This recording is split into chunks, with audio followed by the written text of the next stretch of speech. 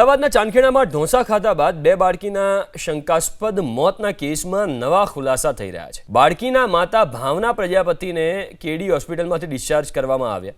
ત્યારબાદ તેની પૂછપરછ માટે પોલીસ સ્ટેશન લાવવામાં આવ્યા।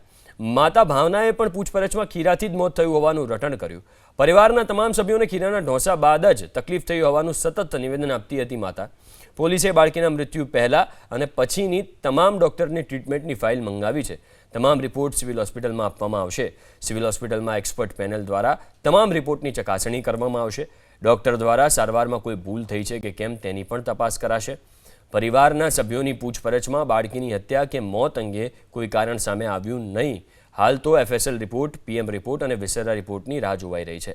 ભાવનાને પૂછતા હોય તો જનરલ એને એક બાળકી હતી, એટલે જો બીજું બાળક થાય, પુત્ર થાય, એવી એક સામાન્ય અપેક્ષા હતી। અને દરેક કદાચ પરિવારની અપેક્ષા હોય કે પરિવારમાં એક દીકરી હોય તો એક દીકરો થાય, એટલે એનું પરિવાર પૂરું થાય। એટલે એના નિવેદનમાં એણે એ જણાવ્યું છે કે મારી બી એવી જ ઈચ્છા હતી કે એક દીકરી હતી તો એક દીકરો થાય તો મારું પરિવાર છે પૂર્ણ થાય। આ બાબતે હજી બાળકીઓના હજી જે અહેવાલ છે એફએસએલમાં આવવાનો બાકી છે।